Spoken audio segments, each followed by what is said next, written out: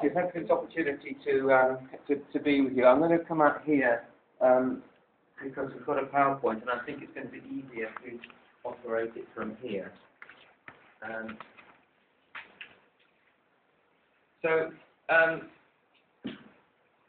going to end with a few comments on what I think is important in terms of the title of this exhibition, a few points of principle to consider in terms of education and social change. But before I get to that point, which will be just at the very end, I want to put the context of where I'm coming from so that you all understand, if you like, the background and experience that I've been involved in. In 1995, myself and my brother, who's actually presenting in the next room, opened up the Holocaust Centre in the UK. It was the first of its kind. Can you see that? Shall we give them the light bit? Yeah. Let me think. Sorry, I thought that would magically happen when I said that. Oh, there it does. Thank you. Yeah. And is that any better? Yeah. So this opened in 1995, and so you can imagine it's the first of its kind in the UK, and we were building it during the early 1990s. And it was there as a warning from history of what happened to the Jewish communities and, of course, other groups, and many groups that are victims of the Nazis during the Second World War. But as we were building it, we weren't expecting these tumultuous, terrible events to take place in the early part and the mid-1990s, which became a huge challenge to us, which I'll talk about in one moment. Just to say, it is a place of memory, it's a memorial, and it's there to bring dignity to victims and to survivors. As well as a permanent exhibition, there are memorial gardens, and here are roses. A lot of you have been there. There's the international students, I think, have how many of you have been there? Yeah. So there's a memorial gardens there, and these roses have been planted by survivors and their families in memory of victims. There's a permanent museum. But there are two permanent museums. School children visit on a daily basis. There's about 600 or 700, about 800 now, including the younger children that come each week to the centre. All of them have an opportunity to meet with a survivor of the Holocaust. And we do sixth form conferences for older high school children and university children. Survivor talks are important because it's not only about first-hand witnesses, which we all know in this room are incredibly powerful and had that privilege and that experience yesterday. But it's also, I think, helps to humanise. For children who weren't there at the time, now we're talking 2 or 3 generations, 4 generations away from the period, separated by geography, to meet somebody that was there and just think, well, they're just like my grandmother or my grandfather is extremely important part of what, I guess, Urban Stab was talking about yesterday in terms of humanising. We have training days that take place here, not only for teachers but other professionals, police, prison officers, the local government, and it's not just about history, and that's what I want to emphasise. At the point at the end, we have to think about the purpose of what all this is about. It's not just looking into the details of what happened during the Second World War. Of course, we go into that as well. But we have to keep in mind, what are we trying to achieve by this education?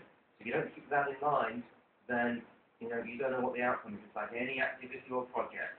And so, particularly with these training days, these professional people are coming to think about issues in our own society, our own communities today, in and around the Holocaust Centre, to do with prejudice, to do with racism, to do with exclusion, anyone that's being excluded from a community. And they're interactive days in which you can see there are people, yes, they're sitting listening here, but we'll break out into groups and have discussions about what are the problems and how can they be solved. But it's using that point of history, the Holocaust or genocide, because we will bring other genocide into this, not just about the Holocaust, as a point of departure into these discussions and these debates. The Journey is a new exhibition.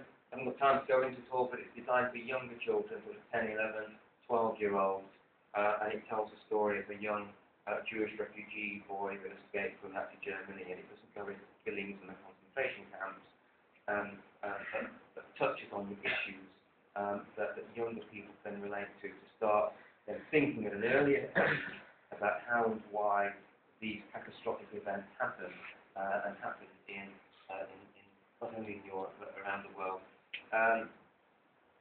We have used theatre. This is a Rwandan theatre group that we toured around the UK on a number of occasions, and many Rwandans from different backgrounds that perform traditional dance and theatre that they've put together themselves, but just as a different medium to represent not only the history again, but the issues that arise from it, and they've got a very strong message of prevention and social action that we can all take part.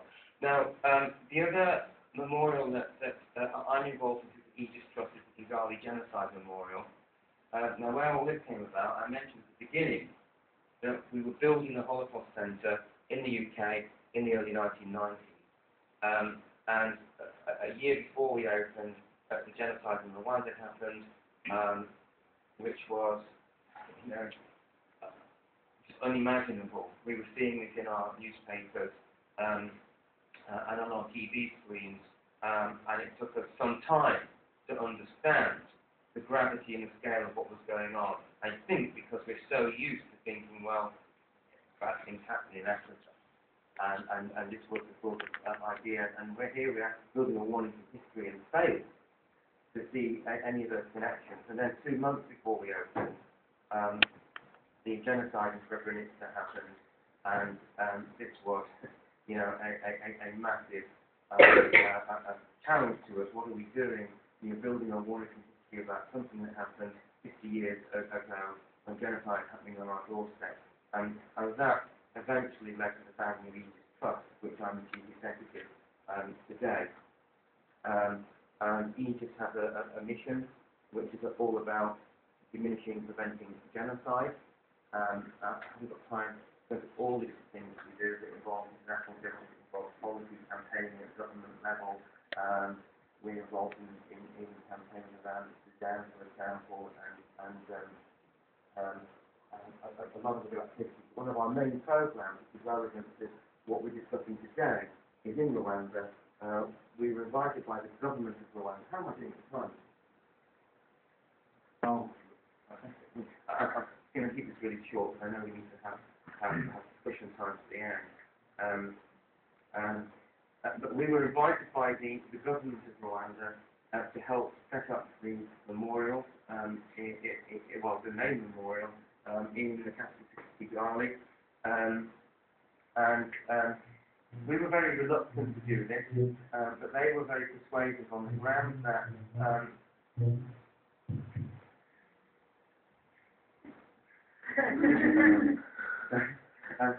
oh, do I need that one? Oh, can you hear me at the back? So sorry. So what do you do? Will you carry on? Yeah. So the government of Rwanda invited Aegis Trust to be involved in setting up the Genocide Memorial in Kigali for 2 reasons. First of all, because our mission is about prevention, and they understood that the memorials need to have a preventative role. We were persuaded to become involved. It's a very long story, but I'm going to skip on to some of the key points that I'd like just to bring out about it. These are accused of Rwandans going into the museum. There is a museum there, but it's also a place of burial. Nearly all the victims of the capital city are buried at this memorial site. That's estimated 250,000 victims of this one place. These are it's a particular school that's visiting the memorial. So again, as with the Holocaust Centre, first and foremost, the memorial is about respect and dignity for the victims. But it's also a place where memory and education come together. And school children visit the centre. And what I would say is that it's not so much about, the narrative that's on the museum wall. That's secondary to the conversations and the discussions that take place in the school groups that come to the centre. And when we're thinking about the education, there's 5 points, or 4 points really, that I would like to make, because two of them are related. First of all, it's hugely important to understand the purpose of the education. It kind of seems obvious, but I'm telling you, after 15, 20 years working in this area, there is so much confusion about why you would want to teach genocide or the Holocaust as memorial. It's something that's done, but it's not thought it can be given for why. Why are we doing this? Now, if it's about just keeping the memory alive, that is quite legitimate to do that and to teach the history. But that is different to wanting to use the memorial for the education for social change, which is what we're talking about today. In some respects, memory and memorial will always have a social impact. They're part of that memory that passes down to generation, impacts on that whole collective memory about how community and society remember, and therefore it affects identity, it affects the way we think about each other and the wider world. And therefore, education at memorial sites can have one part of an impact in all of that collective memory and how people view each other. With the Aegis Trust, we have a very specific purpose. This is about education for making change, about social change. And what is that change about? Particularly in Kigali, thank you, particularly in Kigali, we want to, rather than the memorial dividing children because of the focus on these were the victims, it was the Hutus that did all of this, then we want to try and find ways in which to bring people together, to diminish the fear and the mistrust.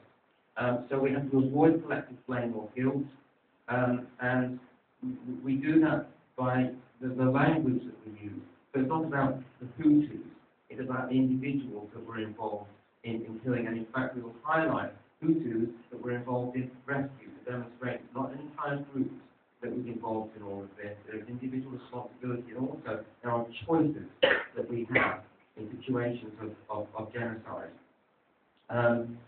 We also have activities to promote critical thinking. That is left to the Rwanda staff, for example, to do this. I can give you examples of how they do this. I'm not going to, because I know that my time is up, but if you want to discuss this later on, I'm very happy to talk more about that and why it's really important. And the final point I want to make is that, without getting driven off here now, is that Irving mentioned yesterday, it's really important to learn by doing. And Carl Wilson is a friend of mine who was the only American that stayed in Rwanda during the genocide, talked about the importance of service.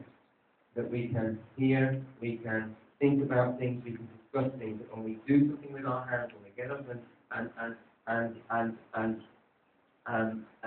do something in response to what we've learned, it has a much greater impact, not only on other people, but on ourselves, and helps to internalise. And later on, because we haven't got time now, we'll talk, perhaps Richard will talk about the ways in which some of the students have taken part in activities as a result of education, and why that action, and that social action, is an important part of the learning process at the memorial site.